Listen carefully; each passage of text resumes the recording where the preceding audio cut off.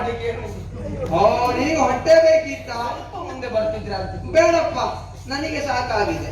ನಾನು ಕೋಪ ಯಾಕೆ ಎಲ್ಲ ಮಾಡಿದ್ದಿ, ಒಂದು ಮೀಸೆ ಮಾಡ್ಲಿಕ್ಕೆ ನಿನಗೆ. ಮೀಸೆ ಮಾಡುವುದಲ್ಲ, ಅದು ಬರುವುದು. ಹೌದು, ಬರ್ತದೆ ಬರ್ತದೆ, ಮುಂದೆ ಬರ್ತದೆ. ಅದೆಲ್ಲ ನನಗೆ ಬೇಕಾದದ್ದು. ಇಲ್ಲಿಗೂ ಎಲ್ಲರಿಗೂ ಒಂದೊಂದು ಹೆಸರು ಉಂಟು, ಎಲ್ಲರಿಗೂ ಕರೆಯುವುದಕ್ಕೆ ಹೆಸರಿದೆ, ನನಗೆ ಹೆಸರಿಲ್ಲ. ನಿನಗೆ ಹೆಸರು ಯಾಕೆ? ಮತ್ತೆ ನನ್ನನ್ನು ಕರೆಯುವುದು ಹೇಗೆ? ಮತ್ತೆ ಕರಿಬೇಕು, ಹೆಸರು ಬೇಕು. ಹೆಸರು ಬೇಕು, ಹೆಸರು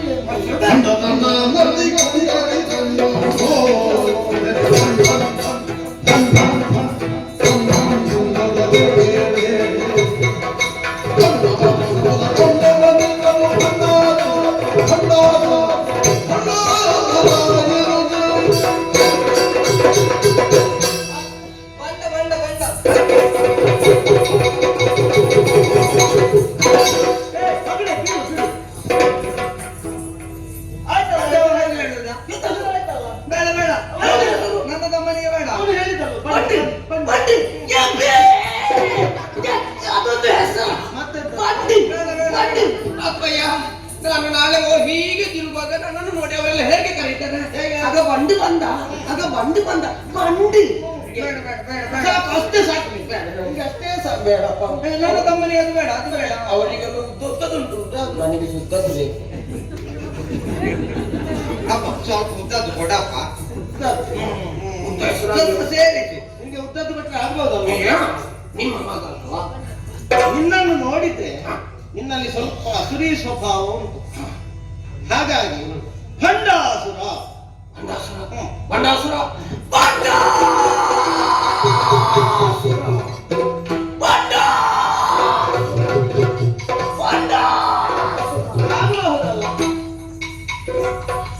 ಆಗುವುದಲ್ಲ. ಆಯ್ತಲ್ಲ, ಹೆಸರು ಆಯ್ತಲ್ಲ. ಯಾಕೆ ಹೋದದ್ದು? ಅವರಿಗೆಲ್ಲ ನಿಲ್ಲೋದಕ್ಕಿಲ್ಲ ಇನ್ನು. ಈಗ ಇಷ್ಟು ಬೇಗ ಹೋಗುವುದಾದ್ರೆ ಮತ್ತೆ ಬಂದದ್ದು ಯಾಕೆ? ಕಾರಣ ಉಂಟು. ಅವ್ರು ಇಲ್ಲೇ ನಿಲ್ಲುವುದಕ್ಕಾಗುದಿಲ್ಲ. ಮತ್ತೆ ಅವರಿಗೆ ಅವರದೇ ಆದಂತ ಕೆಲಸ ಉಂಟು. ನನಗೆ ಗೊತ್ತಾಗಿದೆ ಅಪ್ಪ. ಇವತ್ತು ಇಲ್ಲಿ ಏನೋ ಪೂಜೆ ಉಂಟು ಅಂತ ಇರ್ಬೇಕು ಬಹುಶಃ. ಪೂಜೆ ತೆಗೆದುಕೊಂಡು ಪ್ರಸಾದ ತೆಗೆದುಕೊಂಡು ಅನ್ನ ಸಂತರ್ಪಣೆ ಆಗಿ ನೇರ ಹೋಗ್ಲಿಕ್ಕೆ ತೆಗೆದುಕೊಂಡದ್ದು ಅಲ್ವಪ್ಪ ಅವರೆಲ್ಲ. ಮತ್ತೆ ಈಗ ನನ್ನ ಆಟ ನೋಡುವುದು ಯಾರು? ನಿನ್ನ ಆಟ ನೋಡ್ಲಿಕ್ಕೆ ಗಣಪಣ್ಣ ಹೇಳಿದ್ದಾನೆ ಆಟಕ್ಕೆ ಅಂತ. ನೀನು ಆಟಕ್ಕೆ ಹೌದು, ಆದ್ರೆ ಅವರೆಲ್ಲ ಹೋದದ್ದು ನಿನ್ನ ಆಟ ನೋಡುವುದಿಲ್ಲ ಅಂತ ಹೋದದ್ದಲ್ಲ. ಮತ್ತೆ ಅವರಿಗೆ ಅವರಿದೇ ಆದಂತಹ ಕರ್ತವ್ಯ ಉಂಟು. ಏನು ಕರ್ತವ್ಯ? ಬೇರೇನಲ್ಲ, ಅವರಿಗೆ ಉದ್ಯೋಗ ಉಂಟು. ಓ, ಈಗ ಆಟಕ್ಕೆ ಬರುವವರಿಗೆ ಉದ್ಯೋಗ ಉಂಟು. ಅಪ್ಪಯ್ಯ, ಒಂದೊಂದನ್ನೇ ನಂಬಿ ಕುಳಿತರೆ ಆಗ್ತದ. ಹೌದಾ? ನನಗೆ ಉದ್ಯೋಗ ಬೇಕಪ್ಪ, ನನಗೆ ಉದ್ಯೋಗ ಬೇಕು, ನನಗೆ ಉದ್ಯೋಗ ಬೇಕಪ್ಪ, ನನಗೆ ಉದ್ಯೋಗ ಬೇಕು. ನಿನಗೆ ಉದ್ಯೋಗ ಉಂಟಲ್ಲ? ಏನು? ಆಟ. ಇಲ್ಲ ಇಲ್ಲ, ನೀನು ಹೇಳಿದ್ದಲ್ಲ ಆಟ ನಮ್ಮಿದೆ ಆಗ್ಲಿಕ್ಕಿಲ್ಲ ಅಂತ. ನನಗೆ ಉದ್ಯೋಗ ಬೇಕು, ನನಗೂ ಬೇಕು. ನೀನೇ ಹೇಳಿದ್ದು ಆಟ ನಂಬಿದ್ರೆ ಆಗುದಿಲ್ಲ, ಉದ್ಯೋಗ ಕೊಡಬೇಕು. ಹಾಗೆ ಸಹ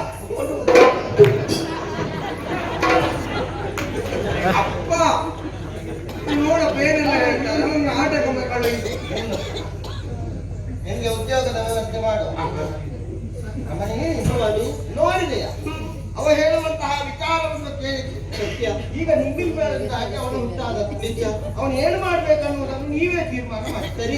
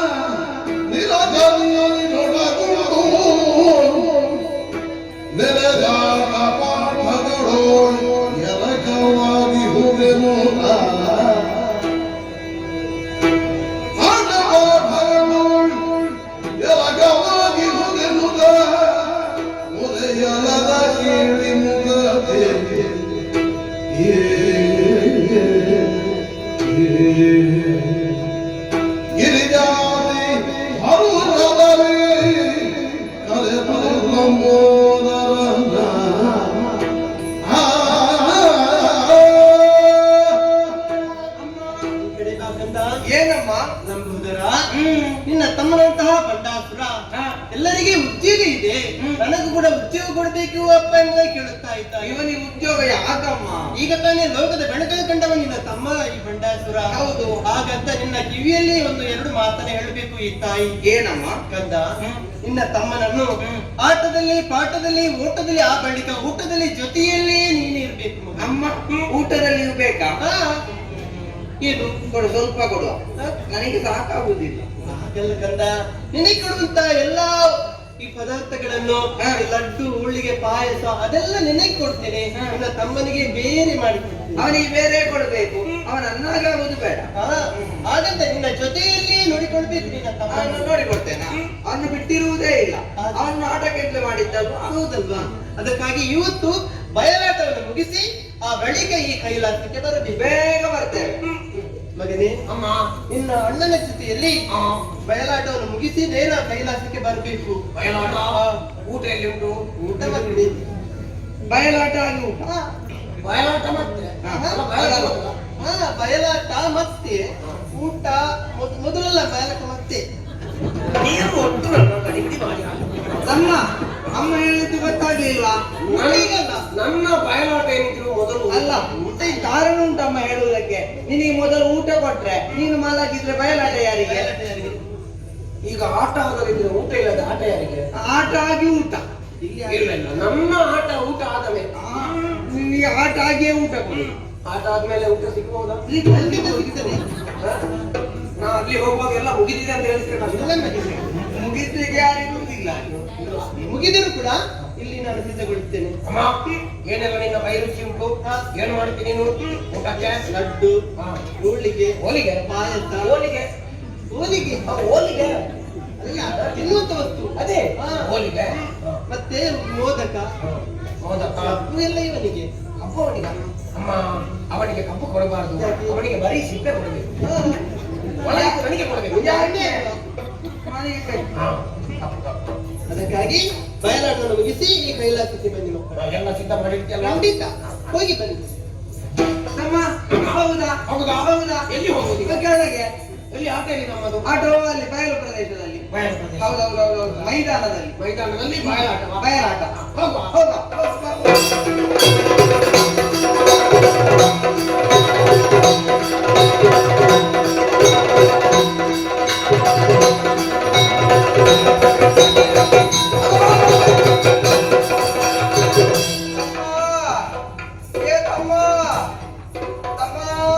ಏತಮ್ಮ ಬಡ್ಡ ಏತಮ್ಮ ಇದೇನೋ ನಾನು ನಿನಗೆ ಹೇಳಿದೆ ಅವತ್ತೆ. ಓಡುವಾಗ ಸ್ವಲ್ಪ ಹೊಟ್ಟೆಯಲ್ಲಿ ಕುಳಿತುಕೊಳ್ಬೇಡ. ನೋವಾಗ್ತದೆ, ಹೇಳು ಬಾಯಿ ಆಮಡು. ಯಾಕೆ ಯಾಕೆ ಸ್ವಲ್ಪ ಹೊರಗೆ ಬರ್ತದೆ. ಹೊರಗೆ ಹೋಗುದಪ್ಪ, ನಿನಗೆ ಹೇಳದಿದ್ರೆ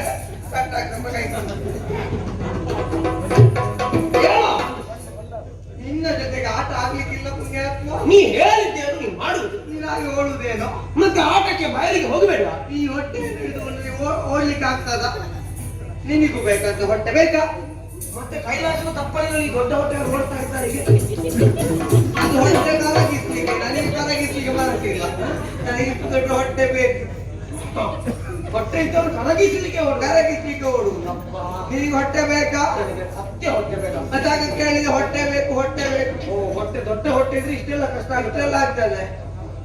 ಆಯ್ತಾಯ್ತು. ಆಯ್ತು. ಬಾ ಆಟ ಆಡುವ. ಎಲ್ಲಿಗೆ? ಇಲ್ಲ ಆಟ ಆಡುವ.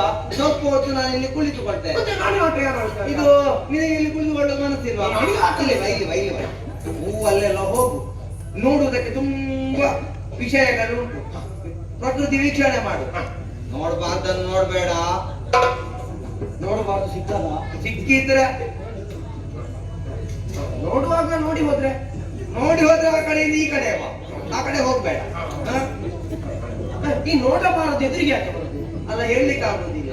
ಅಂತದ್ದೆಲ್ಲ ಬಂದ್ರೆ ಇದು ಏನಾದ್ರು ಸಮಸ್ಯೆ ಇದ್ರೆ ಸಮಸ್ಯೆಗೆ ನಾನಿದ್ದೇನಲ್ಲ. ಏನಾದ್ರು ಜಿಜ್ಞಾಸೆ ನನ್ನಲ್ಲಿಗೆ ಬಾ, ಕುತೂಹಲ ಎಲ್ಲ ಪರಿಹಾರ ನಾನು ಮಾಡ್ತೇನೆ. ನೀ ಮಾಡ್ತೀಯ? ನಾನು ಮಾಡ್ತೇನೆ. ನಾ ಹೋಗಿ ಬರಲೇ? ನೀ ಹೋಗಿ ಬಾ.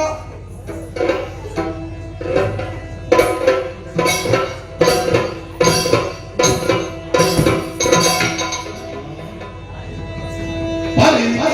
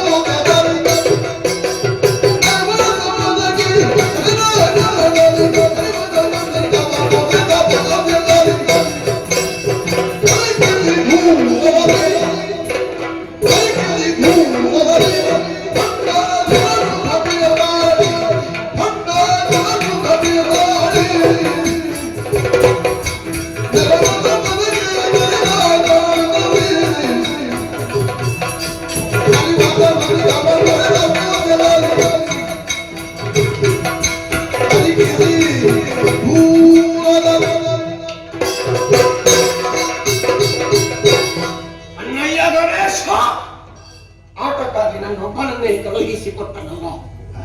ಮುಂದೆ ಮುಂದೆ ಬಂದು ನೋಡಿದ್ರ ಏನು ಆಶ್ಚರ್ಯ ಕಾಣುತ್ತಾ ಇದೆ. ಕುತೂಹಲ ಮೂಗಿನ ಮೇಲೆ ಬೆರಳುವಂತಹ ಪರಿಸ್ಥಿತಿ ನಿರ್ಮಾಣವಾಗಿ ಹೋಯಿತಲ್ಲ. ನಾ ಕಾಣದೇ ಇದ್ದಂತ ಒಂದು ವಿಶೇಷವನ್ನು ದೂರದಲ್ಲಿ ಕಾಣುತ್ತಾ ಇದ್ದೇನೆ. ಯಾರು ಏನು ಎತ್ತ ಒಂದು ಗೊತ್ತಾಗುವುದಿಲ್ಲ. ಅಣ್ಣ ಮೊದಲೇ ಹೇಳಿದ್ದಾರೆ, ಏನು ಸಮಸ್ಯೆ ಬಂದರೂ ನಾ ಇದ್ದೇನೆ. ಅಣ್ಣ ಇರುವಾಗ ನಮಗೆ ಯಾವ ಸಮಸ್ಯೆಯೂ ಬರುವುದಿಲ್ಲ. ಅಣ್ಣ ಅಣ್ಣ ಏನಾಯ್ತು? ಬಾ ಬಾ ಬಾ ಇಲ್ಲಿ ಬಾ ಬಾ ಬಾ ಇಲ್ಲಿ ಬಾ. ನಿಧಾನ ಪುಣ್ಯಾತ್ಮ, ಇಲ್ಲಿ ಬಾ. ಬೇಗ ಒಳ್ಳೆಯದಲ್ಲ, ಬೇಗ ಅಪಾಯಕ್ಕೆ ಕಾರಣ ಆಗ್ತದೆ. ವೇಗದ ಮಿತಿ ಲೆಕ್ಕಾಚಾರದಲ್ಲಿ ಬೇಕು. ಇಲ್ಲಿ ಬಾ. ಅಲ್ಲಿ ನೋಡು. ನೋಡಿದೆ. ಇಲ್ಲಿ ನೋಡು. ನೋಡಿದೆ. ಅಲ್ಲಿ ನೋಡು. ನೋಡಿದೆ. ಇಲ್ಲಿ ನೋಡು. ನೋಡಿದೆ. ಅಲ್ಲಿ ನೋಡು. ನೋಡಿದೆ. ಯಾ ಅಲ್ಲಿ ನೋಡು, ಇಲ್ಲಿ ನೋಡು, ಇಲ್ಲಿ ನೋಡು, ಅಲ್ಲಿ ನೋಡು. ಏನನ್ನು ನೋಡ್ಬೇಕು? ಅಲ್ಲಿ ಅಲ್ಲ, ಮತ್ತೆ ಎಲ್ಲಿ? ಸ್ವಲ್ಪ ಮೇಲೆ.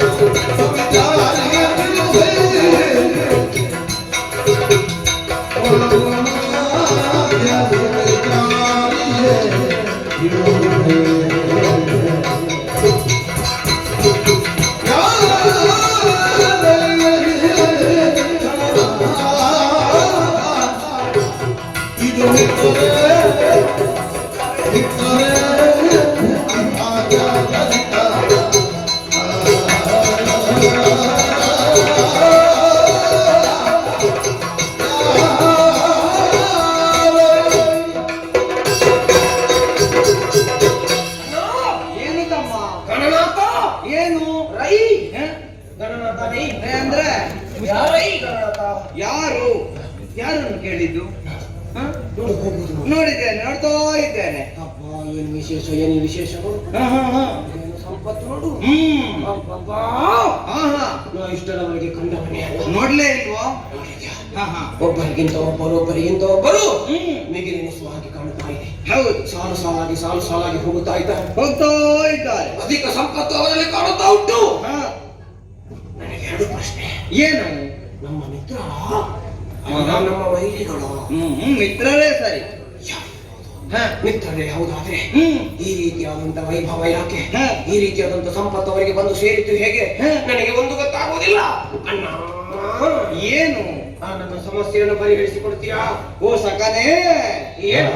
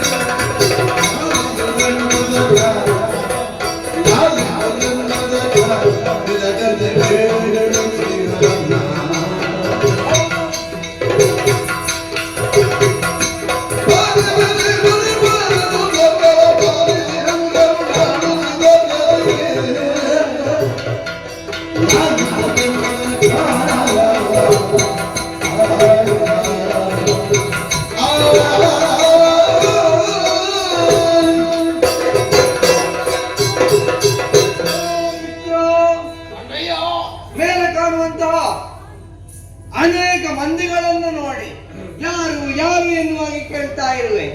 ಮಿತ್ರರೋ ಅಲ್ಲ ಶತ್ರುಗಳು? ಶತ್ರುಗಳಾಗುವುದಕ್ಕೆ ಸಾಧ್ಯವೇ ಇಲ್ಲ. ಇವರು ಮಿತ್ರರೇ. ಹೌದು. ಇವರೆಲ್ಲ ಬಂದದ್ದು ಎಲ್ಲಿಗೆ? ಎಲ್ಲೆಲ್ಲಿಗೆ ಬಂದದ್ದಲ್ಲ, ನಿನ್ನ ತಂದೆಯನ್ನು ಕಾಣುವುದಕ್ಕೆ ಬಂದದ್ದು. ಕೈಲಾಸಕ್ಕೆ ಬಂದವರು. ಕೈಲಾಸಕ್ಕೆ ಬಂದದ್ದು ಯಾಕೆ? ಪರಿವಾರವನ್ನು ಪೂಜಿಸುವುದಕ್ಕೆ. ಪೂಜಿಸುವುದರ ಒಲಿದು ಕೊಡುವವರಿದ್ದಾರೆ. ಅವರೆಲ್ಲ ಯಾರು ಬಲ್ಲೆಯ? ಅವರೆಲ್ಲ ದೇವತೆಗಳು. ಅವರೆಲ್ಲ ಸ್ವರ್ಗಲೋಕದಲ್ಲಿ ಇರುವವರು. ಸ್ವರ್ಗ ನಿಜ. ಅದು ಯಾವ ಊರದು? ಅದು 3 ಲೋಕದಲ್ಲಿ ಶ್ರೇಷ್ಠವಾದ ಲೋಕವಾಗಿದೆ. ವಿರಾಟ ಪುರುಷನ ಶಿರೋಭಾಗವನ್ನು ಎಲ್ಲರೂ ಸೂಚಿಸುವುದು ಅದು ಸ್ವರ್ಗಕ್ಕೆ. ಅಷ್ಟು ಪ್ರಧಾನವನ್ನು ಹೊಂದಿರುವಂತಹ ಲೋಕವದು. ಆ ಲೋಕದಲ್ಲಿ ಜರಾಮರಣ ವರ್ಜಿತರು ವಾಸವಾಗಿದ್ದಾರೆ. ಇವರು ಈ ರೀತಿಯಾಗಿ ಆ ಸ್ವರ್ಗದಲ್ಲಿ ಇರಬೇಕಾದ್ರೆ ಕಾರಣ ಇದೆ. ನನ್ನ ಕಾರಣ ಉಂಟು. ಏನನ್ನು ಪಡೆದದ್ದು ಹೇಗೆ ಬಲ್ಲೆಯ?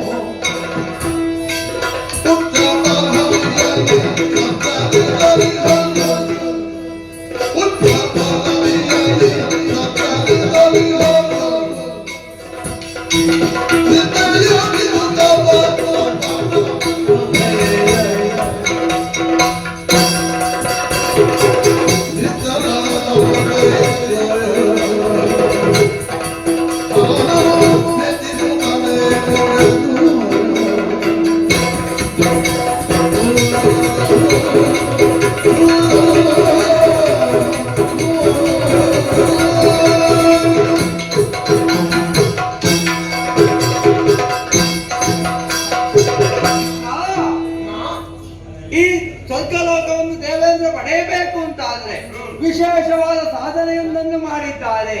ಶತಾಧ್ವರ. ನಿಜ, ಶತಾಧ್ವರಗಳನ್ನು ಪೂರೈಸಿದ ಕಾರಣ ಸ್ವರ್ಗ ಲೋಕವು ಅವನಿಗೆ ಪ್ರಾಪ್ತವಾಗಿದೆ. ಕಷ್ಟಪಟ್ಟರೆ ಯಾವುದು ಸಿದ್ಧಿಸ್ತದೆ ಎನ್ನುವುದಕ್ಕೆ ಸಾಕ್ಷಿಯೇ ಆತನಾಗಿದ್ದಾರೆ. ಇದೆಲ್ಲವನ್ನು ಕರುಣಿಸಿದ್ದು ಯಾರು? ಯಾರು ಅಲ್ಲ, ಭಕ್ತ ವತ್ಸಲ. ಹೌದು, ಭಕ್ತರ ಕಾಮಧೇನು, ಭಕ್ತರ ಕಲ್ಪವೃಕ್ಷ ಎನ್ನುವಂತ ನೆಗಲ್ತೆಗೆ ಪಾತ್ರರಾದವರು ಯಾರು? ನಮ್ಮ ತಂದೆ ಶಂಕರ. ಆ ಸರ್ವೇಶ್ವರನೇ ಅದನ್ನೆಲ್ಲವನ್ನು ಅವನಿಗೆ ಅನುಗ್ರಹಿಸಿದ್ದಾರೆ. ಇದೆಲ್ಲ ಅನುಗ್ರಹವಾದದ್ದು ನಮ್ಮ ತಂದೆಯಿಂದ. ಹೌದು. ನಿನಗೇನಾಯ್ತು?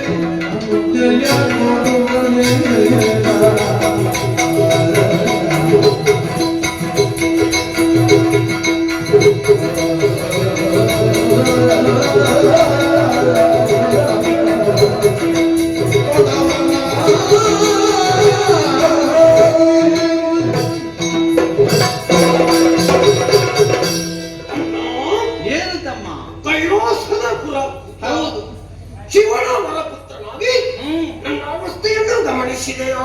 ಏನಾಯ್ತು? ನಿನಗೇನಾಯ್ತು? ನಿನಗೆ ಕಥೆಗಳಿಗೆ ಆಗುವುದಿಲ್ವಾ? ಕಥೆಯಲ್ಲಿ ಏನಾದ್ರೂ ಬೇಸರ ಆಯ್ತಾ? ನೋಡಿದೆ ಮೂರು ಲೋಕದ ಒಡೆಯ ನಿಜ, ಮಿಗಿಲಾದ ಸಂಪತ್ತು ಎಲ್ಲವೂ ಅವನಿಗೆ ಲಭ್ಯವಾಗಿದೆ. ಹೌದು, ನನ್ನ ಗಮನಿಸಿದೆಯೋ? ಗಮನಿಸಿದೆ. ನನಗೇನು ನಿನಗೇನು ಬೇಕು? ನನಗೇನಿಲ್ಲ. ಏನು ಬೇಕು? ನಿನಗೆ ಎಲ್ಲ ಕೊಟ್ಟಿದ್ದೇನೆ. ನೀ ಅವತ್ತು ಭಸ್ಮವನ್ನು ಮುದ್ದೆ ಮಾಡಿ ನೀರು ಹಾಕಿ ಎರಕ ಮಾಡಿದಷ್ಟೇ ಬಿಟ್ರೆ ಮತ್ತೆಂತದ್ದು? ನಿನಗೆ ಅದಕ್ಕಿಂತ ಹೆಚ್ಚು ಏನು ಬೇಕು? ಶಿವನ ಸಾನ್ನಿಧ್ಯವೇ ಇದೆ. ನಿನಗೆ ನನ್ನನ್ನು ನೋಡುವಾಗ ನಾನು ಶ್ರೀಮಂತ ಅಂತ ಕಾಣುತ್ತ. ನೀನು ಶ್ರೀಮಂತ ಆಗುವುದು ಯಾಕೆ? ನಾ ಬಡವ ಅಂದ್ರೆ ನೀನು ಸುಮ್ಮನೆ ನನಗೆ ಸಾಮ ಹೇಳ್ಬೇಡ. ಇನ್ನು ಸಮಾಧಾನ ಹೇಳ್ಬೇಡ ನನಗೆ. ಇದೆಲ್ಲ ಕೊಟ್ಟದ ಅಪ್ಪ ಅಲ್ವಾ? ಅಪ್ಪ ವಿಶ್ವೇಶ್ವರ ಎಲ್ಲಿಗಾ? ಇಲ್ಲಿವಾ ಬರ ಇಲ್ಲಿ. ಅಪ್ಪನಲ್ಲಿ ಕೇಳಿ ಬರ್ತೇನೆ, ಎಲ್ಲ ಕೊಡ್ತಾನೆ. ಅಪ್ಪ ಕೊಡ್ತಾರೆ. ಇಲ್ಲಿವಾ ಏನು ವಿಶ್ವೇಶ್ವರನಲ್ಲಿ ಹೋಗ್ತೀಯಾ? ಯಾರಲ್ಲಿ ಇಲ್ಲದಿದ್ರು ವಿಶ್ವೇಶ್ವರಲ್ಲಿ ಕೇಳಿದ್ದು ಸಿಗ್ತದ? ಧಾರಾಳ ಸಿಗ್ತದೆ. ಮುಂಚಿತವಾಗಿ ಬೇಕಾದ್ರೆ ನೋಡಿ. ಎಲ್ಲವನ್ನು ಪಡೆದೇನು ಮಾಡ್ತಿ? ಸೂರಪ್ಪನನ್ನು ಮಿಗಿಲೆನಿಸುವ ಲೋಕಾಧ್ಯಕ್ಷರಾಗಿ ನಾವು ಕಾಣು. ಈಗ ಅವನ ಸಂಪತ್ತು ಕಂಡು ಮತ್ಸರ ಉಂಟಾಯಿತಲ್ಲ, ನನಗೆ ಒಂದು ಆಜ್ಞೆ ಕೊಡಲ್ಲ. ಈಗ ಅವನಿಂದ ನೀನು ಪಡೆಯುವೆ. ಪಡೆದದ್ದು ಇನ್ನಲ್ಲಿ ಎಷ್ಟು ಸಮಯದವರೆಗೆ ಉಳಿಯುತ್ತದೆ? ಮುಗಿಯುವವರೆಗೆ. ಆ ಬಳಿಕ ಆಮೇಲೆ ಮತ್ತೆ ಕೊಡ ಹೋಗುದು. ನಿನಗೆ ಅದೇ ಕೆಲಸ. ಹೋಗಿ ಕೇಳುವುದು, ಪಡೆಯುವುದು, ಕೇಳುವುದು, ಪಡೆಯುವುದು. ಕೇಳುವಷ್ಟು ಕೊಡುವಷ್ಟು ಉಂಟಲ್ಲ. ಉಳಿತಾಯ ಮಾಡುವ ಯೋಚನೆಯೇ ಇಲ್ವಾ? ಉಳಿತಾಯ ಆಗ್ಬೇಕಾ? ಹಾ, ಉಳಿತಾಯ ಮಾಡಬೇಕಾದ್ರೆ ಅದಕ್ಕೇನು ಮಾಡ್ಬೇಕು ಮಲ್ಲಯ್ಯ?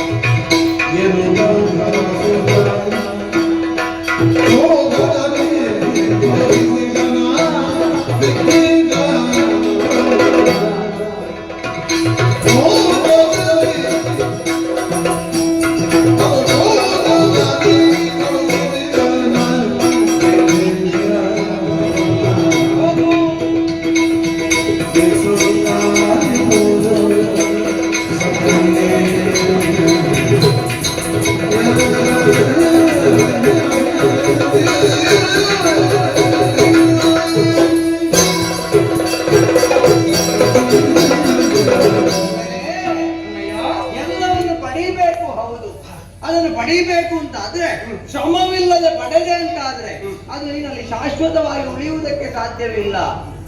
ಶಾಶ್ವತವಾಗಿ ನಿನ್ನಲ್ಲೇ ಇರಬೇಕು ಅಂತಂದ್ರೆ ನಿನ್ನದ್ದೇ ಆಗಬೇಕು. ಅದಕ್ಕೆ ನೀನೊಂದು ಕೆಲಸವನ್ನು ಮಾಡಲೇಬೇಕು ಕಂದ, ಕಷ್ಟಪಡಬೇಕು.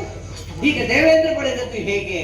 ಶತಾಧ್ವರದ ಮುಖೇನ ಯಜ್ಞದ ರೂಪದಲ್ಲಿರುವುದೇ ತಪಸ್ಸು. ಭಕ್ತಿಯ ಮುಖೇನ ಆ ಶಂಕರನನ್ನು ಮೆಚ್ಚಿಸು. ನಿನ್ನ ತಪಸ್ಸಿಗೆ ಒಲಿದಂತಹ ಮಹೇಶ ನೀನು ಕೇಳಿದ್ದೆಲ್ಲವನ್ನು ಅನುಗ್ರಹಿಸ್ತಾನೆ. ಅವ ಪಡೆದದ್ದು ಯಜ್ಞ ಮುಖೇನ. ನಿಜ. ಹಾಗಾದ್ರೆ ನನ್ನ ಬದುಕೇ ಒಂದು ಯಜ್ಞ ಆಗುವುದು. ಹೌದು. ತಪವೆಂಬ ಯಜ್ಞದಿಂದ ಶಂಕರನನ್ನು ನೀನು ಒಲಿಸು. ತಪಸ್ಸನ್ನು ಆಚರಿಸಿದ್ರೆ ದೇವ ಒಲಿತಾನೆ. ಒಲಿದು ನಾವು ಕೇಳಿದ್ದನ್ನು ಅನುಗ್ರಹಿಸುತ್ತಾನೆ. ಯಾಕೆ ಹೇಳಿದೆ?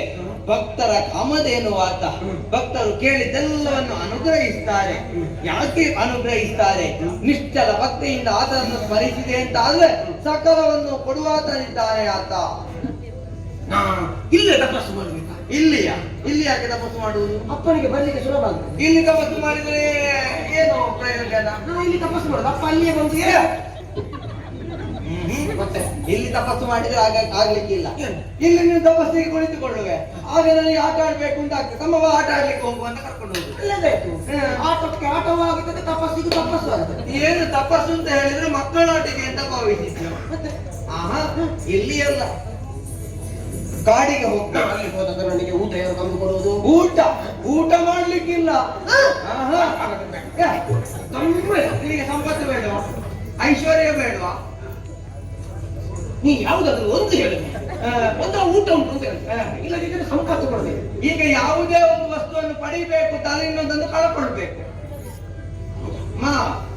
ಅಷ್ಟು ಸುಲಭದಲ್ಲಿ ಯಾವುದು ಸಿಗುವುದಿಲ್ಲ ಮಗನೇ.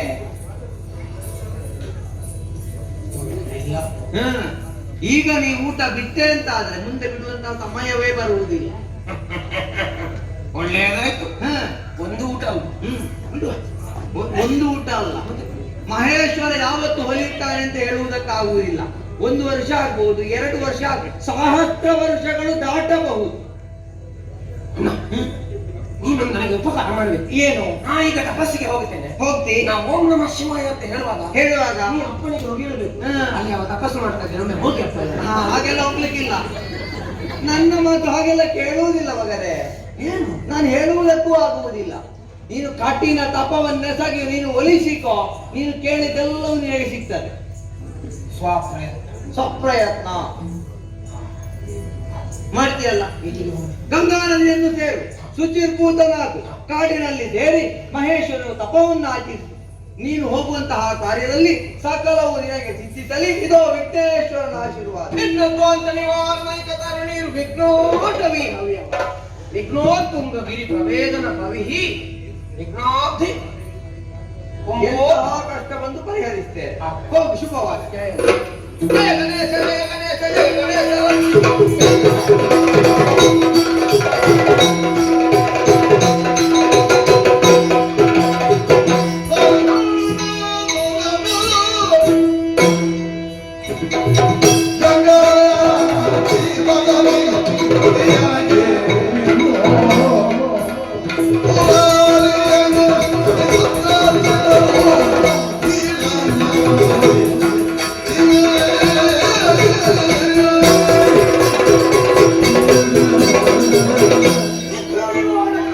ವಿಘ್ನೇಶ್ವರನಿಂದ ಆಶೀರ್ವಾದವನ್ನು ಪಡೆದು ಗಂಗಾ ನದಿಯ ತಟಕ್ಕೆ ಬಂದು ಹರಿಯುವ ನೀರಿನಲ್ಲಿ ಮಿಂದು ಶುಚಿರ್ಭೂತನಾಗಿದ್ದೇನೆ. ತಡ ಮಾಡುವುದು ಯಾಕೆ? ಏಕಾಗ್ರ ಚಿತ್ತದಿಂದ ಪ್ರಭು ಪರಮೇಶ್ವರನ ತಪಸ್ಸಿಗಾಗಿ ಕುಳಿತು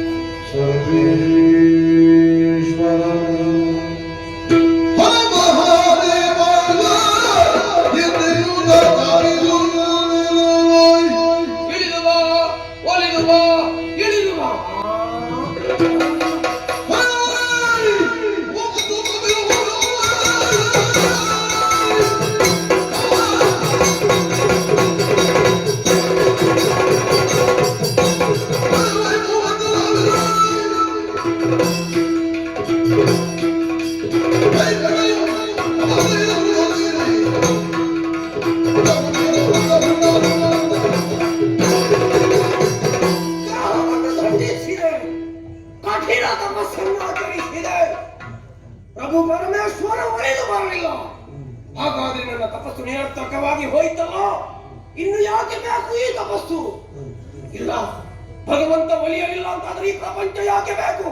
ಈ ಪ್ರಪಂಚ ಸುಟ್ಟು ಸುಳ್ಳುಗಾರಿಯಾಗಿ ಹೋಗಬೇಕು. ನಾ ಬದುಕು ಉಳಿಯಲಾರೆ, ನಾ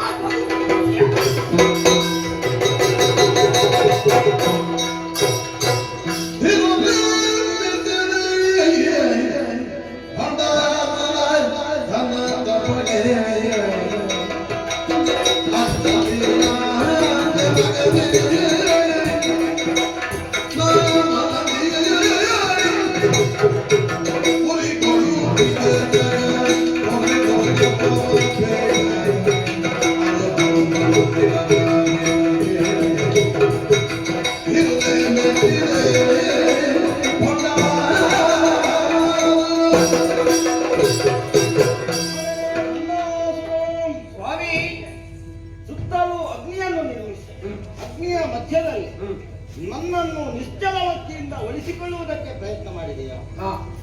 ಪ್ರಯತ್ನ ನಿನ್ನ ಸಾಗದೆ ಹೋದಾಗ ನಿನ್ನ ದೇಹವನ್ನು ಆ ಅಗ್ನಿಗೆ ಅರ್ಪಿಸುವುದಕ್ಕೆ ನೋಡ್ತಾ ಇದ್ದೀಯಾ? ಹೌದು ಸ್ವಾಮಿ.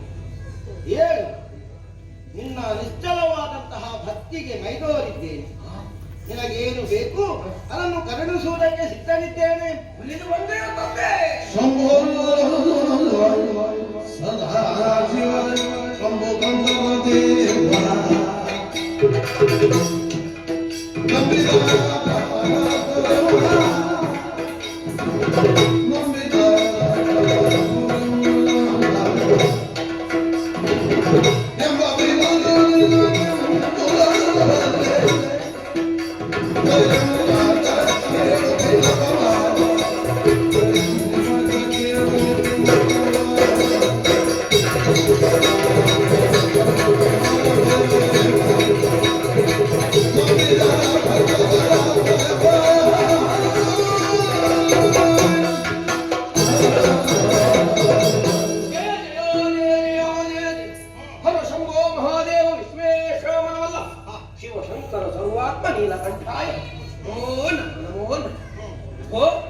ನಿನ್ನ ಕುರಿತಾಗಿ ದೇಹವನ್ನು ಖಂಡಿಸಿ ಕಠಿಣವಾದ ತಪಸ್ಸಲ್ಲಿ ತೊಡಗಿಕೊಂಡ.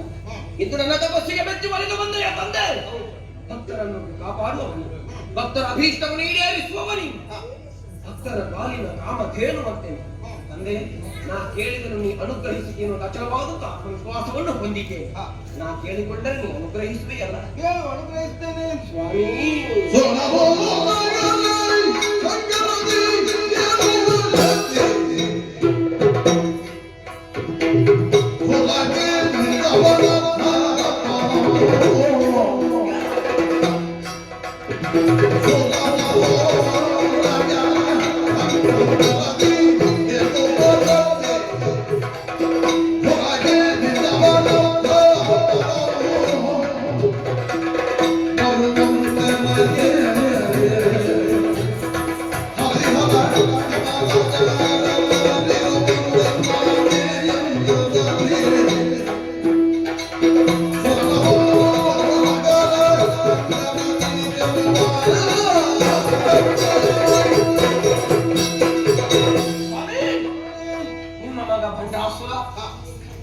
ವಿಕ್ರಮಿಯಾಗಿ ಪ್ರಪಂಚದಲ್ಲಿ ಗುರುತಿಸಿಕೊಳ್ಳಬೇಕು.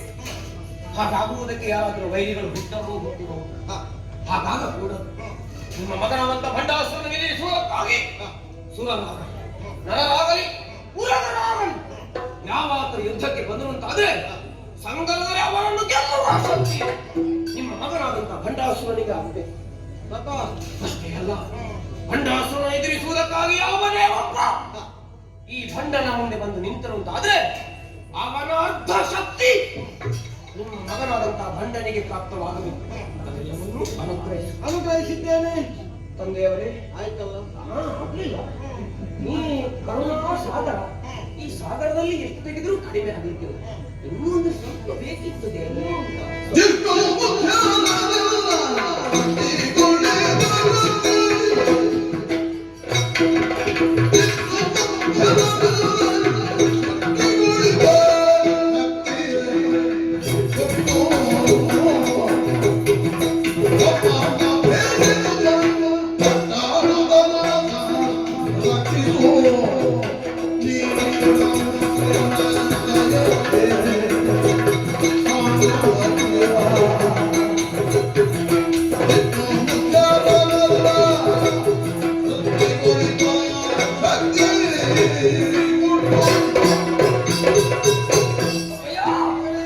ಮೂರು ಮೂರ್ತಿಗಳಲ್ಲಿ ನೀನು ಒಬ್ಬ.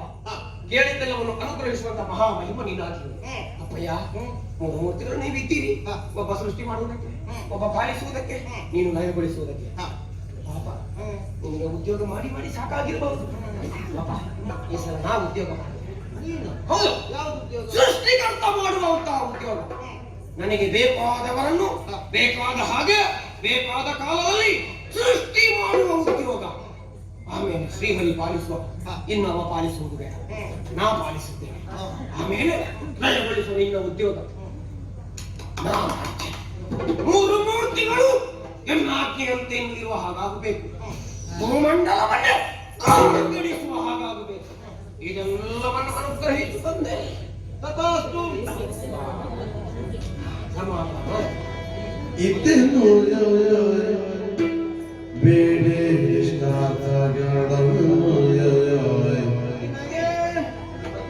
ಇದ್ದೆನ್ನು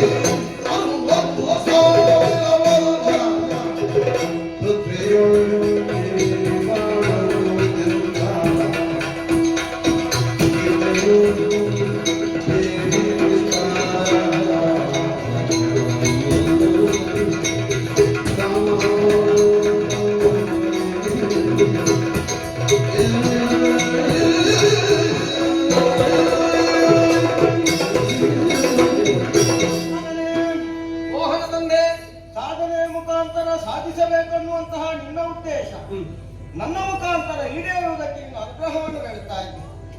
ನೀನು ಕೇಳಿದ್ದೆಲ್ಲವನ್ನು ಅನುಗ್ರಹ ಮಾಡಿದ್ದೇನೆ. ಸದಾಚಾರ. ನೀನು ಕೇಳಿದ್ದು ಮಾತ್ರ ಅಲ್ಲ, ಇನ್ನು ನಾನಾಗೇ ನಿನಗೆ ಕೊಡಬೇಕು ಅಂತ ತೀರ್ಮಾನ ಮಾಡಿದ್ದೇನೆ. ಇನ್ನು ಹೆಚ್ಚು. ಹೌದೌದು. ಇನ್ನು ಮುಂದಕ್ಕೆ ವೃತ್ತಿ ಇಲ್ಲದೆ ನೀನು 60,000 ವರ್ಷ ವೃತ್ತಿಯನ್ನು ಪಾಲಿಸುವಂತ ಅವಕಾಶ ನಿನ್ನ ಪಾಲಿಗಿದೆ. 60,000 ವರ್ಷ ಗಂಡನಿಗೆ ಸಾವಿಲ್ಲ. ಅಂತಹ ಆ ಅಧಿಕಾರವನ್ನು ನಿನಗಿದ್ದೇನೆ. ನಿನಗೆ ಶುಭವಾಗಲಿ. ಜಯ ಜಯ ಜಯ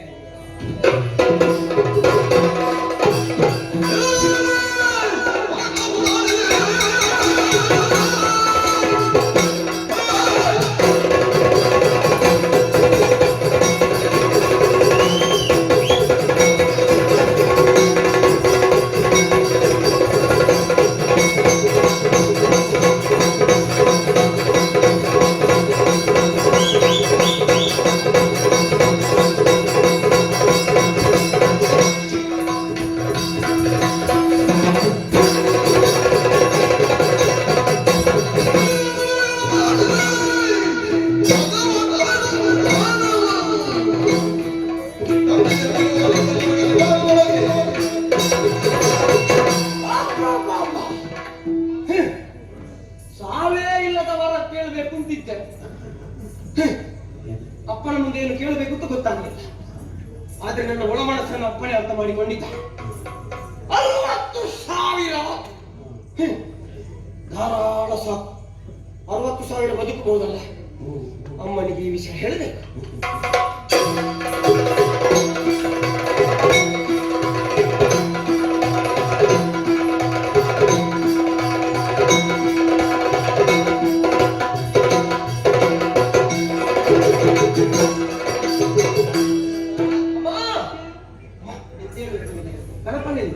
ನೆನಪಲ್ಲಿದ್ದಾನೆ. ಅಲ್ಲಿ ಆಟ ಆಡ್ತಾ ಇದ್ದಾರೆ. ಊಟ ಎಲ್ಲಿ? ಊಟ ಮತ್ತೆ ಕುಮಾರ, ನನ್ನ ಒಮ್ಮೆ ಆಟ ಆಯ್ತು. ಆಟ ಆಯ್ತಾ? ಈಗ ಊಟ ಇಲ್ಲದ್ರೆ ಏನು ಕೊಡುದು? ಊಟ ಆಟ ಊಟ ಊಟ ಊಟ ಕೊಡ್ಬೇಕಾದ್ರೆ ನೀನು ಬಂದಂತ ಕಾರ್ಯ ನನ್ನನ್ನೆಲ್ಲ ಹೇಳ್ಬೇಕು. ಅಮ್ಮ ಗಣೇಶನ್ನ ಹೇಳಿದ ತಪಸ್ಸನ್ನು ಆಚರಿಸಬೇಕು. ತಂದೆಯವರು ಒಲಿದ್ದಾರೆ. ಹಾಗೆ ತಪಸ್ಸು ಒಲಿದ ವಿಶೇಷವಾದಂತ ಅನುಗ್ರಹವನ್ನು ಹೊಂದಿ ಬಂದಿದ್ದೇನೆ. 60,000 ವರ್ಷ ಮೃತ್ಯುವಿಲ್ಲದೆ ಈ ಪೃಥ್ವಿಯಲ್ಲಿ ಬಾಳುವ ಹಾಗೆ ಅನುಗ್ರಹಿಸಿದ್ದಾರೆ. ಅಮ್ಮ ನೀನು ನನಗೆ ಒಳ್ಳೆಯವನಾಗಬೇಕು ಅಂತ ಹರಸಬೇಕು. ಆಶೀರ್ವದಿಸಿ.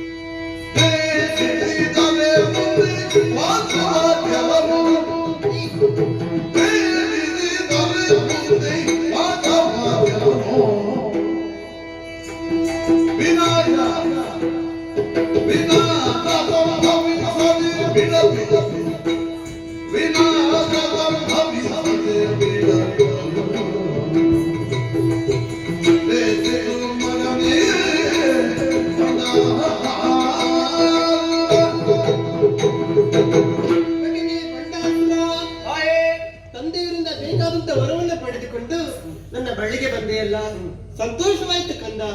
ಹಾಗಂತ ವರದ ಬಲ ಉಂಟೆಂಬುದಾಗಿ ಗೋಹತ್ಯೆ ಶಿಶುಹತ್ಯೆ ಮಾಡದಿರು, ಋಷಿ ಮುನಿಗಳನ್ನು ಪೀಡಿಸಬೇಡ. ಅಷ್ಟೇ ಅಲ್ಲ, ಇಷ್ಟ ಮುಖ್ಯರಿದ್ದಾರೆ ಇಂದ್ರಾದಿ ದೇವತೆಗಳು ದೇವಲೋಕದಲ್ಲಿ. ಅವರನ್ನು ಯಾವ ಕಾರಣಕ್ಕೂ ಕೂಡ ಕೆಣಕುವುದಕ್ಕೆ ಹೋಗದಿರು. ನಾ ಯಾರ ತಂಟೆಗೂ ಹೋಗಬೇಡ. ಒಂದು ವೇಳೆ ಅವರೇ ನಮ್ಮ ತಂಟೆಗೆ ಬಂದ್ರೆ ಖಂಡಿತ ಬರ್ಲಿಕ್ಕಿಲ್ಲ. ಆದರೂ ಕೂಡ ನನ್ನ ಆಜ್ಞೆಯನ್ನು ಮೀರಿ ನೀನು ಹೋಗದಿರು ಮಗನೇ.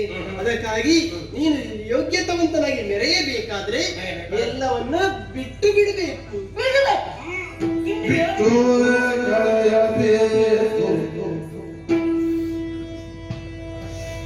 ದುರ್ತರ ಸಂಗವ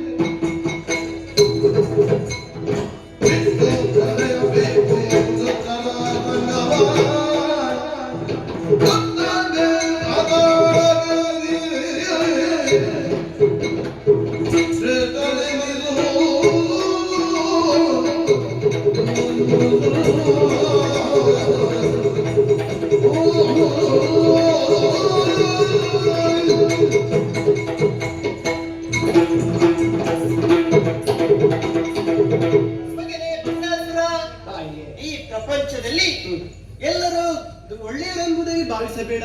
ಕೆಲವರು ಕೆಟ್ಟವರು ಕೂಡ ಇರ್ತಾರೆ. ಆ ಕೆಟ್ಟವರ ಜೊತೆಯಲ್ಲಿ ನೀನು ಸಾಹಸ ಮಾಡಬಾರದು. ಒಳ್ಳೆ ಜೊತೆಯಲ್ಲಿ ನಡೆದುಕೊಂಡು ಹೋದಂತಾದರೆ ನೀನು ಕೀರ್ತಿವಂತನಾಗಿ ಮೆರೆಯುತ್ತಿ. ಹಾಗಂತ ಕೀರ್ತಿವಂತನಾಗಿ ಮೆರೆಯಬೇಕಾದ್ರೆ ಈ ಕೈಲಾಸವನ್ನ ಬಿಟ್ಟು ಬಿಡಬೇಕು. ಅದೊಂದಾಗ್ಲಿಕ್ಕೆ ನಾ ಇಲ್ಲಿಂದ ಹೋಗುದು ಮಗು. ಅಮ್ಮ, ನಾ ಮೇಲೆ ಕಂದ ಹಾಗಲ್ಲ ಮಗನೇ, ನಾ ಈ ಮೇಲೆ ಬಿಟ್ಟು ಎಲ್ಲಿ ಮಾಡಬೇಡ. ಅಮ್ಮ ನೀನೇ ಹೇಳಿದ್ದು ಹೊರಗಡೆ ಕೆಟ್ಟವರಿದ್ದಾರೆ, ನಾನು ಕೈಲಾಸದಲ್ಲಿದ್ರೆ ಆ ಸಮಸ್ಯೆ ಇಲ್ಲ. ಹಾಗಲ್ಲ, ಮತ್ತೆ ನೀನು ಯೋಗ್ಯತವಂತನಾಗಿ ಮೆರೆಯಬೇಕಾದ್ರೆ ಈ ಕೈಲಾಸವನ್ನು ಬಿಟ್ಟು ಬಿಡಬೇಕು. ಇನ್ನೊಂದು ಸ್ಥಳವನ್ನು ನಾನು ತೋರಿಸ್ತೇನೆ. ಬೇರೆ ಸ್ಥಳ? ಅದಕ್ಕಿಂತ ಮೇಲೆ ಅದು ನೇರವಾಗಿ ಪಾತಾಳವನ್ನು ಸೇರಬೇಕು. ಅಮ್ಮ, ನೀ ಹೇಳ್ತಿ ಕೀರ್ತಿವಂತರಾಗಬೇಕು ಅಂತ, ಈಗ ನನ್ನ ಕೆಳಗೆ ಹಾಕುದಲ್ಲ. ಹಾಗಲ್ಲ, ನೀನು ದೊಡ್ಡ ಜನ ಆಗಬೇಕಾದ್ರೆ ಕೆಳಗೆ ಹೋಗಿ ಮೇಲೆ ಬರಬೇಕು ಮಗನ. ಅಲ್ಲಿ ಯಾರಿದ್ದಾರೆ? ಅಲ್ಲಿ ಯೋಗ್ಯತವಂತನವರುವನ್ನ ಸಿಗ್ತಾನೆ. ಅವನ ಮಾರ್ಗದರ್ಶನದಂತೆ ನೀನು ನಡೆದುಕೊಂಡು ಹೋದಂತಾದರೆ ಈ ಪ್ರಪಂಚದಲ್ಲಿ ಬಂಡಾಸುರ ಯಾರೆಂಬುದಾಗಿ ಲೋಕಮುಖಕ್ಕೆ ತಿಳಿಯುವುದಕ್ಕೆ ಸಾಧ್ಯ ಉಂಟು. ಅಮ್ಮ, ನಾನು ನಿನ್ನನ್ನು ಅಪ್ಪನನ್ನು ಗಣಪನನ್ನು ಬಿಟ್ಟು ಎಲ್ಲಿಗೆ ಹೋಗುದಿಲ್ಲ. ನೀನೊಂದು ಉಪಕಾರ ಮಾಡಬೇಕು. ಆ ಪಾತಾಳದಲ್ಲಿ ಯಾರಿದ್ದಾರೆ ಅವ್ರನ್ನ ಇಲ್ಲಿಗೆ ಬರ್ಲಿಕ್ಕೆ ಈಗೇನಾಗಲ್ಲ. ಈಶ್ವರಪ್ಪ ಹೇಳಿದಂತ ಗೊತ್ತಾದ್ರೆ ಎಲ್ಲಿದ್ದವ್ರು ಹಠ ಮಾಡಬೇಡ. ಯಾಕೆಂದ್ರೆ ತಾಯಿಯ ಮಾತು ಆಗಿಂಟು. ನೀನು ನೇರವಾಗಿ ಪಾತಾಳಕ್ಕೆ ಹೋದ್ರೆ ನೀನು ಯೋಗ್ಯತವಂತನಾಗ್ತೀವಿ. ತಾಯಿ, ಈಗ ಅರ್ಥವಾಯ್ತು. ಒಮ್ಮೆಲೆ ಮೇಲಕ್ಕೆ ಹೋದ್ರೆ ಅದು ಅವರ ಅಧಪತನ ತಾನೆ. ಹಂತ ಹಂತವಾಗಿ ಮೇಲೆ ಮೇಲೆ ಹೋಗಬೇಕು ಅಂತ ಆದ್ರೆ ಮೊದಲು ಕೆಳಗಿಂದ ಮೇಲೆ ಹೋಗ್ಬೇಕು. ಮಾತ್ರ ವಾತ್ಸಲ್ಯ, ನಿನ್ನದು ಅಂತರಂಗವನ್ನು ಅರಿತಿದ್ದೇನೆ. ಹೋಗು ಮಗನೇ, ಜಯಶೀಲನಾಗು.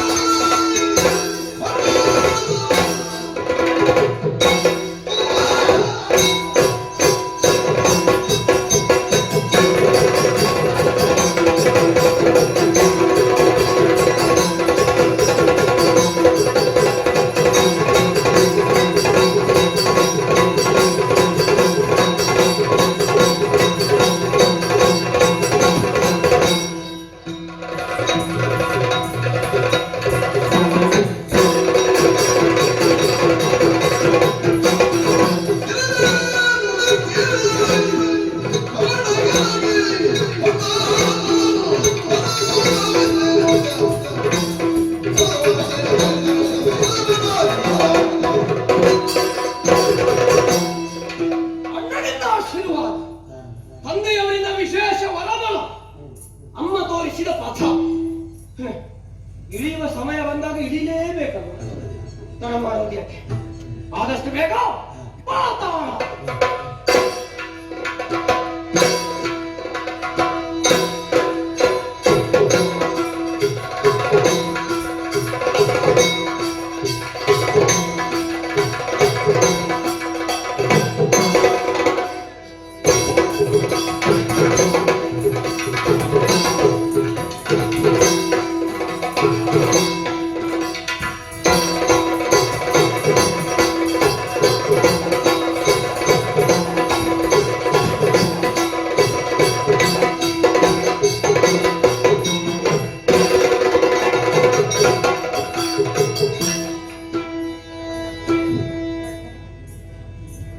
ಸೇರಿರುವ ಸಭಿಕರೆಲ್ಲರಿಗೂ ನಮಸ್ಕರಿಸುತ್ತಾ ಇಂದಿನ ಯಕ್ಷಗಾನದ ಸೇವಾಕರ್ತರಿಗೂ ಹಾಗೂ ಯಕ್ಷಗಾನ ನೋಡುವುದಕ್ಕಾಗಿ ಬಂದಂತಹ ತಮಗೆಲ್ಲರಿಗೂ ನಾವು ನಂಬಿಕೊಂಡು ಬಂದಂತಹ ಕಟೀಲು ಶ್ರೀ ದುರ್ಗಾ ಪರಮೇಶ್ವರಿ ಅಮ್ಮನವರು ಹಾಗೂ ಮಹಾಗಣಪತಿ ದೇವರು ಎಲ್ಲರಿಗೂ ಸಕಲ ಸೌಭಾಗ್ಯವನ್ನು ನೀಡಲಿ ಎಂದು ಬೇಡಿಕೊಳ್ಳುತ್ತಾ, ಬರುವ ರಾತ್ರಿ ಹೊನ್ನಯ್ಯ ಪೂಜಾರಿ ತುಂಬೆ ಬಜಲ್ಮನೆ ಇಳೆಂಜಾರು ಕುಪ್ಪೆಬದ ಇವರ ಮಾತು ಶ್ರೀ ದೇವಿ ಮಹಾತ್ಮೆ ಎನ್ನುವಂತಹ ಪುಣ್ಯ ಕಥಾನಕವನ್ನು ಮಾಡಿ ತೋರಿಸಲಿದ್ದೇವೆ.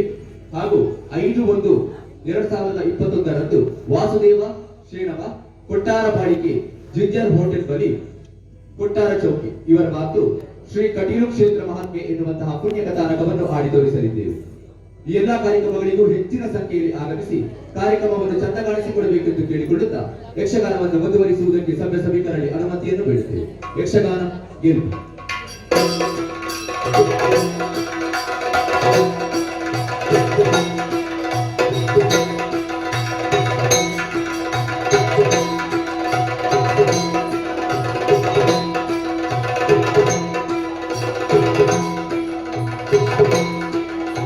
Thank you.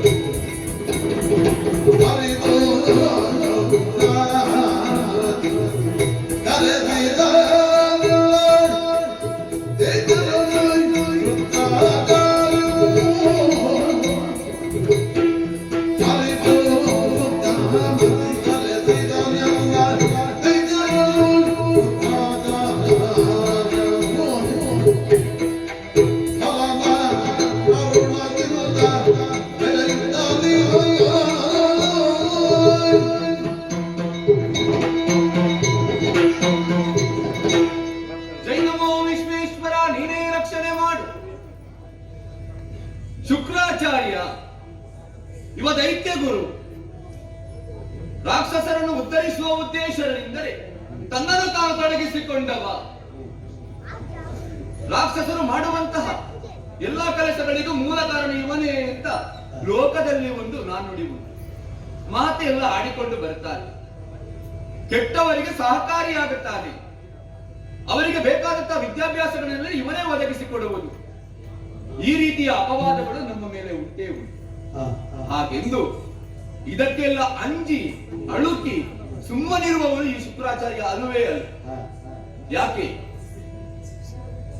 ಲೋಕಮುಖದಲ್ಲಿ ಉತ್ತಮವಾದಂತಹ ವಿದ್ಯೆ ಸಂಸ್ಕಾರಗಳು ಯಾವುದೇ ಒಂದು ವ್ಯಕ್ತಿಗೇ ಆಗಿರಲಿ ಯಾರಿಗೇ ಆಗಿರಲಿ ಒದಗಿ ಬಂತು ಅಂತಾದರೆ ಅವನು ಉತ್ತಮವಾದ ದಾರಿಯಲ್ಲಿ ನಡೆಯುವುದಕ್ಕೆ ಅದು ಪೂರಕವಾಗುತ್ತದೆ.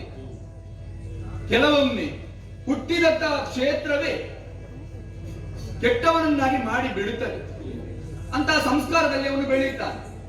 ಅವನಿಗೆ ಉತ್ತಮವಾದಂತಹ ಸಂಸ್ಕಾರವನ್ನು ಒದಗಿಸಿಕೊಡುವುದರ ಮೂಲಕವಾಗಿ ಸದ್ಧರ್ಮದ ದಾರಿಯಲ್ಲಿ ನಡೆಯುವಂತೆ ನಾವು ಗುರುಗಳಾಗಿ ಒದಗಿಸಿಕೊಡಬೇಕು ಅವರಿಗೆ. ಅಂತಹ ಕಾರ್ಯವನ್ನು ಮಾಡುವುದಕ್ಕಾಗಿ ಈ ಶುಕ್ರಾಚಾರ್ಯನಿರುವುದು. ಗುರುಗಳಲ್ಲಿ ಇಬ್ಬರು ಅಂದ್ರೆ ಒಬ್ಬ ಬೃಹಸ್ಪತಿ ದೇವಗುರು ಎನಿಸಿಕೊಂಡಿದ್ದಾರೆ, ಇನ್ನೊಬ್ಬರು ನಾನು. ದೇವತೆಗಳಿಗೆ ಬೇಕಾದಂತಹ ಸಲಹೆ ಸೂಚನೆಗಳನ್ನು ಕೊಡುವುದರ ಮೂಲಕವಾಗಿ ದೇವಗುರು ಎನಿಸಿಕೊಂಡಂತಹ ಬೃಹಸ್ಪತಿಯರು ಒಂದು ಕಡೆಯಾದರೆ, ರಾಕ್ಷಸರಿಗೆ ಬೇಕಾದಂತಹ ವಿದ್ಯಾಭ್ಯಾಸಗಳನ್ನೆಲ್ಲ ಕೊಡುವುದರ ಮೂಲಕವಾಗಿ ಅವರನ್ನೊಂದು ಸರಿಯಾದ ದಾರಿಯಲ್ಲಿ ನಡೆಸಿಕೊಂಡು ಹೋಗುವುದು. ಅಂತಹ ಕಾರ್ಯವನ್ನು ಮಾಡುವವನು ನಾನು. ಒಂದು ಕಾಲದಲ್ಲಿ ತಾವು ಮಾಡಿರುವಂತಹ ತಪ್ಪಿಗೆ ಶಿಕ್ಷೆಯೋಪಾದಿಯಲ್ಲಿ ದೇವತೆಗಳಿಂದಲೋ ಹರಿಯಿಂದಲೋ ಆಘಾತಕ್ಕೊಳಗಾಗಿ ಕಷ್ಟವನ್ನು ಉಣ್ಣುತ್ತಾ ಕಾಡು ಮೇಡುಗಳಲ್ಲಿ ಬದುಕುತ್ತಾ ಇದ್ರು. ಒಂದು ಕಾಲದಲ್ಲಿ ರಾಕ್ಷಸರು ಭಯಗೊಂಡಿದ್ರು. ಅವರನ್ನೆಲ್ಲ ಒಗ್ಗೂಡಿಸಿದೆ. ಅವರಿಗೆ ಬೇಕಾದಂತಹ ವಿದ್ಯೆಯನ್ನು ಸಂಸ್ಕಾರವನ್ನು ಒದಗಿಸಿ ಕೊಡುತ್ತಾ ಅವರನ್ನು ಒಳ್ಳೆಯ ದಾರಿಯಲ್ಲಿ ನಡೆಯುವಂತೆ ನನ್ನ ಈಗ ಗುರುಮಠದಲ್ಲಿ ಇರಿಸಿಕೊಂಡಿದ್ದೇನೆ. ಹಾಗೆಂದು ಅವರು ಇಲ್ಲೇ ಇರುವುದಲ್ಲ, ಅವರನ್ನೊಂದು ಸೇರಿಸುವ ಕಡೆಗೆ ಸೇರಿಸಬೇಕು. ಅವರಿಗೊಬ್ಬ ಉತ್ತಮವಾದ ನಾಯಕ ಬೇಕು ಎನ್ನುವಂತ ಅಪೇಕ್ಷೆ ಬಹು ದೀರ್ಘಕಾಲದಿಂದ ನನ್ನ ಮನಸ್ಸಿನಲ್ಲಿ ಇದ್ದದ್ದು ಹೌದು. ಅದಕ್ಕೆ ಪೂರಕವೋ ಎನ್ನುವಂತೆ ದಿವ್ಯ ದೃಷ್ಟಿಯಲ್ಲಿ ಕಾಣುವ ಸಂದರ್ಭ ತಿಳಿದಂತಹ ವಿಚಾರ. ದೈತ್ಯ ಸಾಮ್ರಾಜ್ಯವನ್ನೇ ಉತ್ತರಿಸುವುದಕ್ಕಾಗಿ ಒಬ್ಬ ಹುಟ್ಟಿಕೊಂಡಿದ್ದಾನೆ. ಕೈಲಾಸಾಧಿಪತಿಯಾಗಿರುವಂತಹ ಪರಮೇಶ್ವರನ ಕ್ಷೇತ್ರದಿಂದಲೇ ಇಳಿದು ಪಾತಾಳ ಲೋಕವನ್ನು ಸೇರಿಕೊಂಡಿದ್ದಾನೆ. ವಿಘ್ನ ವಿನಾಶಕ ವಿನಾಯಕನ ಕರಕಮಲ ಸಂಜಾತನಾಗಿದ್ದಾನೆ. ಬಂಡಾಸುರ ನಾಮಕ ಪಾತಾಳ ಲೋಕದಲ್ಲಿ ಮುಂದೇನು ಎನ್ನುವುದನ್ನು ಅರಿಯದೆ ಒಬ್ಬನೇ ಇದ್ದಾನೆ. ಅವನಿಗೂ ಸಹಕಾರಿಗಳು ನಿರ್ದೇಶಕರು ಬೇಕಾಗಿದ್ದಾರೆ. ನಮಗೂ ಒಬ್ಬ ನಾಯಕನ ಅನಿವಾರ್ಯತೆ ಉಂಟು. ಹಾಗಾಗಿ ತಡ ಮಾಡುವುದಲ್ಲ. ಹಾಗೆಂದು ನಾನು ಒಬ್ಬನೇ ನಿರ್ಧರಿಸುವುದಲ್ಲ. ನನ್ನ ಶಿಷ್ಯವೃಂದ ಉಂಟಲ್ವಾ, ಎಲ್ಲ ಇದ್ದವರು.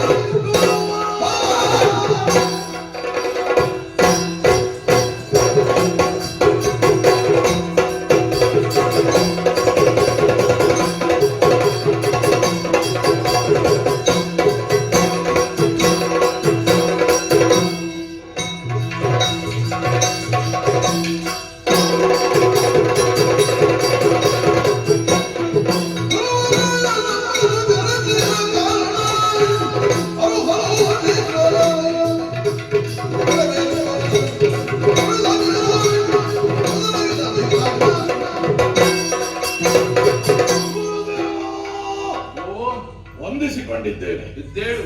ದೀರ್ಘವಾದ ಕರೆ ಶಿಷ್ಯೋತ್ತಮ ಇತ್ತ ಮರಳಿ. ಹೌದು. ನೇರವಾಗಿ ನಿಮ್ಮ ಪಾದಕ್ಕಾನತನಾಗಿದ್ದೇನೆ. ಓಹೋ ಗುರುದೇವ, ಮಗು. ಯಾವತ್ತೂ ಕೂಡ ಶಿಷ್ಯರ ಉನ್ನತಿಯನ್ನು ಬಯಸುವವರು. ಹೌದು. ಹಾಗಾದ್ರೆ ಇಂದು ನಿಮ್ಮ ಕರೆಯಾಗಿದೆ. ಏನೋ ಗಹನವಾದ ಕಾರ್ಯ ಇರಬೇಕು. ಉಂಟೇ ಉಂಟು. ಅಪ್ಪನೇ ಆಗಲಿ.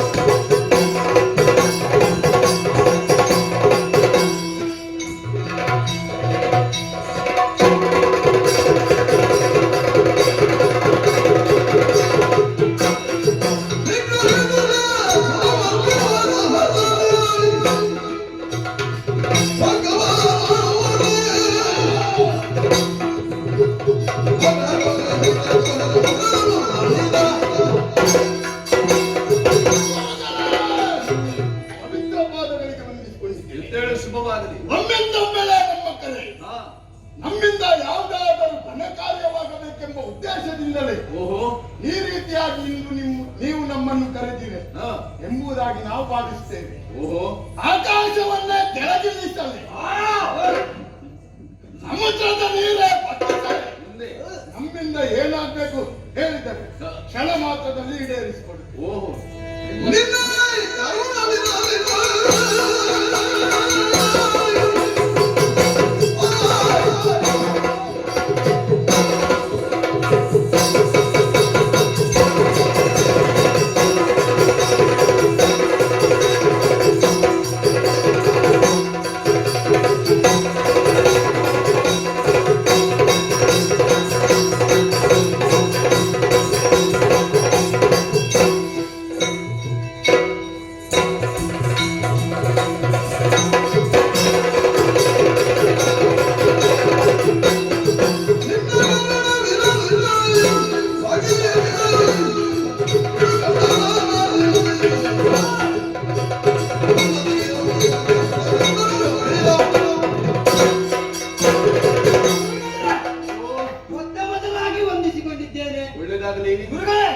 ಯಾವತ್ತೂ ಕೂಡ ನೀವು ನಮ್ಮನ್ನು ಕರೆದು ನಮ್ಮನ್ನು ಉಪಚರಿಸಿ ದೇವರೇ ನಮಗೆ ಬೇಕಾದದನ್ನು ತಿನ್ನುವುದಕ್ಕೆ ಕೊಡುವವರು ನೀವು ಗುರುಗಳೇ.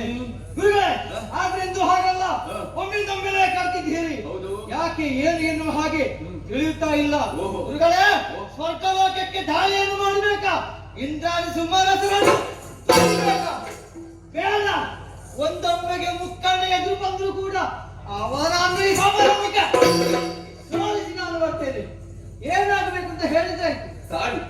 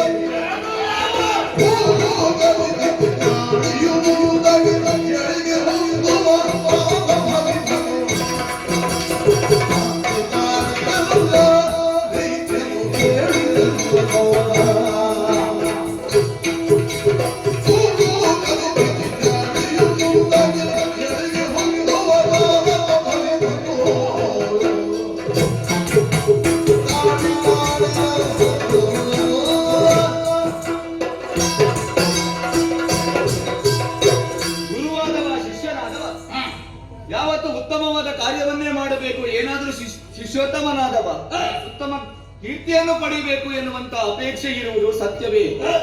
ಹಾಗೆಂದು ಅವಸರದಿಂದ ಒಂದು ನಾವು ನಿರ್ಧಾರವನ್ನು ತೆಗೆದುಕೊಂಡೇವು ಅಂತಾದರೆ ಅದರಿಂದ ನಮಗೆ ಒದಗಿ ಬರುವುದು ಸಂಕಷ್ಟ ಮಾತ್ರ. ನೀವೇ ಹೇಳಿಕೊಟ್ಟದ್ದು. ಹೇಗೆ? ಅವಸರವೇ ಅಪಘಾತಕ್ಕೆ ಕಾರಣ. ಅಷ್ಟು ತಿಳಿದು ಉಂಟಲ್ವಾ? ನಿಮ್ಮ ಶಿಷ್ಯನಲ್ವೇ? ಮತ್ತೊಬ್ಬ ಆಕಾಶವನ್ನು ಕೆಳಗೆ ತರುವ ಆಲೋಚನೆಯಲ್ಲಿದ್ದಾನೆ. ನಮ್ಮ ಸಾಮರ್ಥ್ಯ, ಸಮುದ್ರದ ನೀರು ಕುಡಿಯುವ ಆಲೋಚನೆ ಮಾಡಿದ ಅವನ ಶಕ್ತಿ. ಹೌದು. ಹಾಗೆಂದು ಈ ಹಿಂದೆ ಮಾಡಿದ್ದು ನೀವು ಅದನ್ನೇ ಅಲ್ವಾ?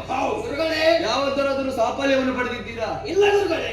ಕಾಡುದಾರಿಗಳಲ್ಲಿ ಅಳೆದಾಡಿಕೊಂಡು ಬದುಕುತ್ತಾ ಇದ್ದವರು ನಿಮ್ಮನ್ನೆಲ್ಲ ಒಂದು ಸುಸಂಸ್ಕೃತರಾಗಿ ಮಾಡಬೇಕು ಎನ್ನುವಂತ ಉದ್ದೇಶವನ್ನು ಇರಿಸಿಕೊಂಡು ಇಲ್ಲಿಗೆ ಕರೆದುಕೊಂಡು ಬಂದವ. ಈಗ ಬಹಳಷ್ಟು ದಿನಗಳೇ ಸಂದು ಹೋಯಿತು. ನನಗೆ ತಿಳಿದಿರುವ ಎಲ್ಲಾ ವಿದ್ಯೆಗಳನ್ನು ನಿಮಗೆ ಒದಗಿಸಿ ಕೊಟ್ಟಿದ್ದೇನೆ. ಹಾಗೆಂದು ಇಲ್ಲೇ ಇರುವುದ ನೀವು? ಮುಂದೆ ಬರ್ಲಿಕ್ಕೆ ಇರುವ? ಮುಂದೆ ಬರ್ತಿದ್ದಾರೆ ಇನ್ನು. ಬರ್ತೀರಿ? ಹೌದು. ಬೇಕಾದಷ್ಟು ಉಣ್ಣುವುದಕ್ಕೆ ತಿನ್ನುವುದಕ್ಕೆ ಇಲ್ಲಿ ಯಾವ ಕೊರತೆಯೂ ಇಲ್ಲ. ಗುರುದೇವ, ಸಮಯ ಉಂಟಲ್ಲ, ನಿಧಾನದಲ್ಲಿ ಬರುವ. ಆಗುವುದಿಲ್ಲ. ನಿಮಗೊಬ್ಬ ಉತ್ತಮ ನಾಯಕನ ಅಪೇಕ್ಷೆಯಲ್ಲಿದ್ದವನು ನಾನು. ಆ ಕಾಲಕ್ಕೆ ದಿವ್ಯ ದೃಷ್ಟಿಗೆ ಸಿಕ್ಕಂತ ಒಂದು ಹೊಸ ವಿಚಾರ. ಪಾತಾಳ ಲೋಕದಲ್ಲಿ ನಿಮಗೆ ನಾಯಕನಾಗುವುದಕ್ಕೆ ಸಮರ್ಥನೋರ್ವನಿದ್ದಾನೆ. ಪಾತಾಳದಲ್ಲಿ ನಾಯಕ? ಕೈಲಾಸದಿಂದಲೇ ಇಳಿದು ಬಂದವ ಪರಮೇಶ್ವರ ಸುಕುಮಾರ, ವಿಘ್ನ ವಿನಾಶಕನ ಕರಕಮಲ ಸಂಜಾತನಿದ್ದಾನೆ. ಆತನೇ ನಿಮಗೆ ಸಮರ್ಥ ನಾಯಕ ಅಂತ ನಾನು ಭಾವಿಸಿಕೊಂಡಿದ್ದೆ. ಗುರುದೇವ, ಪರಮೇಶ್ವರನ ಮಕ್ಕಳಲ್ಲಿ ಹಲವು ಮಂದಿ ಇದ್ದಾರೆ. ಹೌದು.